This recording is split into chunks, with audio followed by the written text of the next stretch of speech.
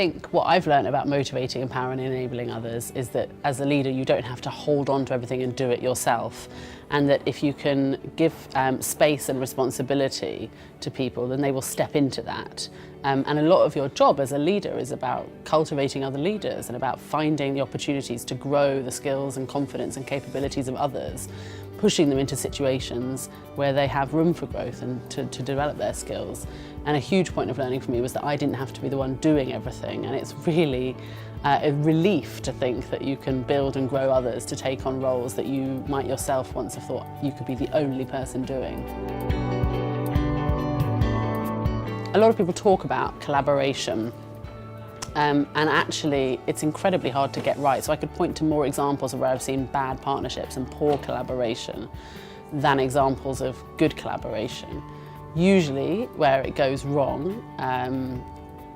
there's a mismatch of ideas about what a programme or a project is. The relationships aren't quite right, so people haven't spent the right amount of time building a proper kind of team or an identity of how to work together.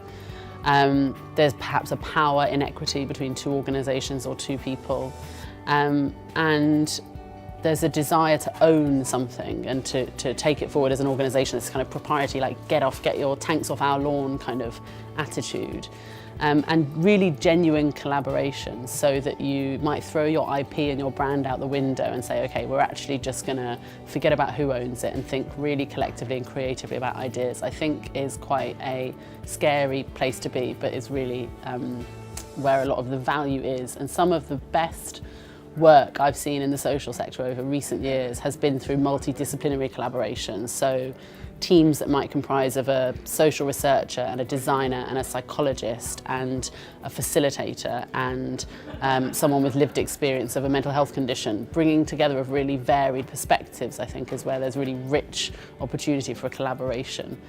Too often, I think, people try and collaborate when they're very similar organisations, and it can go a bit wrong because they're not complementing each other's skills and expertise. But when it goes really right, it's like a mixture of unusual suspects in a room and something magical just happens. I don't think I think consciously about influencing. I don't get up in the morning and think, right, today I need to influence this person and that's how it's going to work. I think when you're really passionate about your work, influencing becomes just trying to share that passion and trying to see if other people pick up on it and if there are connections there. There are definitely techniques I've learned that are more successful than others. So one of the biggest points of learning I have about influencing is bringing together a mixture of methods to share information. Some people will be persuaded by personal stories and anecdotes. Some people will be persuaded by data and diagrams.